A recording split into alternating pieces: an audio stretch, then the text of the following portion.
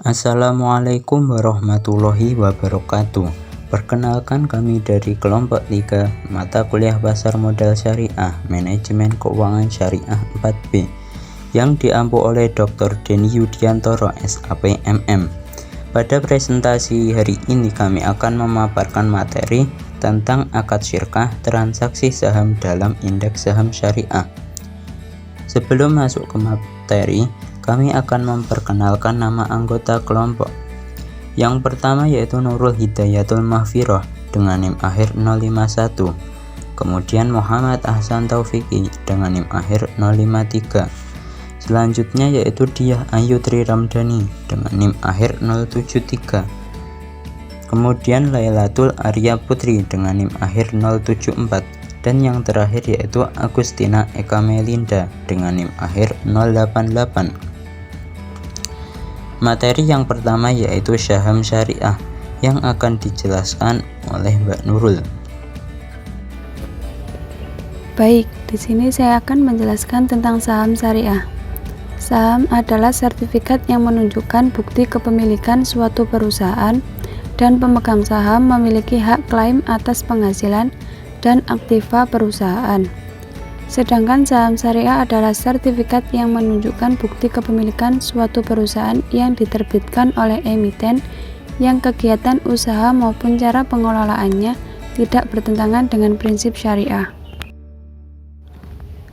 Selanjutnya, saham syariah menurut fatwa DSN. Menurut fatwa Dewan Syariah Nasional Majelis Ulama Indonesia nomor 40/MUI/X/2003 tentang pasar modal dan pedoman umum menerapkan prinsip syariah di bidang pasar modal mendefinisikan saham syariah merupakan bukti kepemilikan atas suatu perusahaan yang memenuhi kriteria tidak bertentangan dengan prinsip-prinsip syariah. Materi selanjutnya yaitu instrumen pasar modal syariah. Instrumen pasar modal pada prinsipnya adalah semua surat-surat berharga atau efek yang umum diperjualbelikan melalui pasar modal. Pada materi hari ini kita akan membahas tentang instrumen pasar modal syariah. Contohnya yaitu saham syariah, sukuk, reksadana syariah, dan ETF syariah. Saham syariah merupakan bukti kepemilikan atas suatu perusahaan yang memenuhi kriteria tidak bertentangan dengan prinsip-prinsip syariah. Kemudian sukuk. Sukuk merupakan istilah baru yang dikenalkan sebagai pengganti dari istilah obligasi syariah atau Islamic bond. Kemudian ada reksadana syariah, salah satu alternatif investasi bagi masyarakat bermodal, khususnya pemodal kecil dan pemodal yang tidak memiliki banyak waktu dan keahlian untuk menghitung resiko atas investasi mereka, yaitu dengan kriteria yang tidak bertentangan dengan prinsip syariah. Kemudian yang terakhir yaitu ETF syariah. Produk reksadana syariah ini berbentuk kontrak investasi kolektif yang unit penyertaannya diperdagangkan di IDX seperti perdagangan saham. Selanjutnya ada macam saham syariah di Bursa Efek Syariah. Saham syariah yang terdaftar di Indeks Saham Jakarta Islamic Index atau JII per bulan Agustus tahun 2021 sampai November 2021. Beberapa daftar saham syariah adalah sebagai berikut. Yang pertama ada Pabrik Kertas Ciwi Kimia Tbk atau TKIM. Yang kedua Telkom Indonesia Persero Tbk atau TLKM. Yang ketiga ada Chandra Asri Petrochemical Tbk atau TPIA. Yang keempat ada United Tractors Tbk atau UNTR. Yang kelima ada Unilever Indonesia Tbk atau UNVR. Yang keenam ada Wijaya Karya Perseroan Tbk atau WIKA. Yang ketujuh ada Aceh Hardware Indonesia Tbk atau ACES. Yang terakhir ada Aneka Tambang Tbk atau ANTM. Kemudian ada indeks saham syariah. Selain indeks saham JII di atas, terdapat beberapa indeks saham yang lain, yang juga menyediakan saham syariah di pasar modal Indonesia. Adapun beberapa indeks saham syariah adalah sebagai berikut. Yang pertama ada Jakarta Islamic Index atau JII tadi.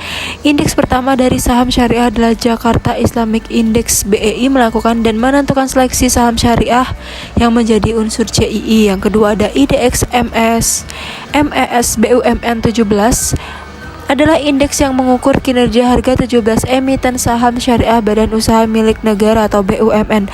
Afiliasi dari indeks saham ini memiliki likuiditas serta kapitalisasi pasar yang besar dan juga didukung oleh fundamental positif emiten. IDX MES BUMN 17 ini adalah hasil kerjasama antara Bursa Efek Indonesia, BEI, dan Perkumpulan Masyarakat Ekonomi Syariah atau MES.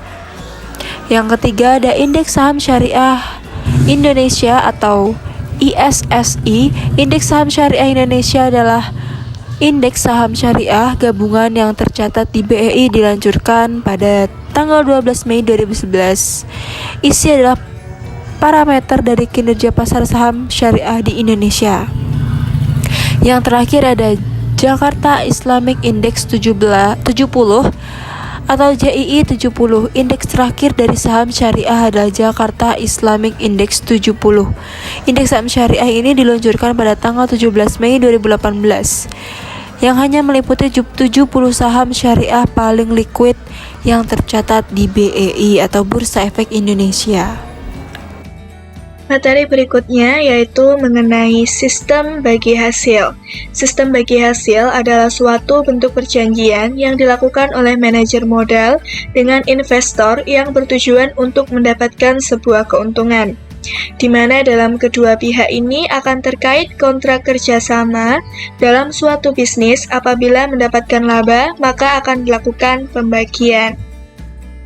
Berikutnya yaitu metode sistem bagi hasil.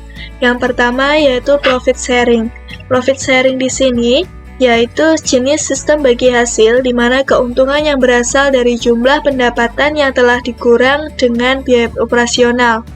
Dengan begitu, hasil yang diperoleh merupakan keuntungan atau laba bersih.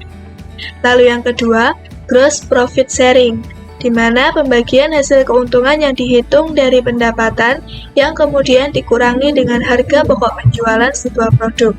Perhitungan laba belum dikurangi dengan beban atau biaya lain seperti biaya pemasaran, administrasi, pajak, dan lainnya. Berikutnya, revenue sharing, di mana jenis pendapatan yang umumnya berlaku dalam sistem perbankan. Hal ini dihitung dari total pendapatan pengelolaan, di mana belum dikurangi dengan biaya operasional dan komisi. Materi selanjutnya yaitu spekulasi di pasar modal. Spekulasi dapat terjadi pada investasi saham, investasi forex, investasi obligasi, maupun investasi properti. Dalam investasi saham, spekulasi dari para spekulan seringkali terjadi. Spekulasi saham adalah saham yang digunakan trader untuk melakukan spekulasi. Fundamental saham ataupun model bisnis yang berkelanjutan tidak dianggap penting.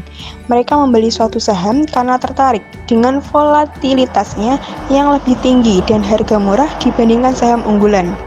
Asumsi spekulan bisa menghasilkan keuntungan lebih besar atau dapat rezeki nomplok, meskipun rezekinya juga tinggi, resikonya juga tinggi. Seringkali spekulasi saham terjadi pada saham-saham sektor pertambangan, energi, teknologi, dan bioteknologi, terutama perusahaan yang belum atau baru berkembang. Meskipun begitu, saham blue chip atau perusahaan yang sudah mapan pun bisa saja dirundung spekulasi ketika sedang dalam kondisi sulit atau prospek masa depan memburuk dengan cepat. Terima kasih telah menonton video dari kelompok kami. Ada kurang lebihnya kami mohon maaf. Semoga materi pada hari ini bisa bermanfaat bagi kita semua. Wassalamualaikum warahmatullahi wabarakatuh.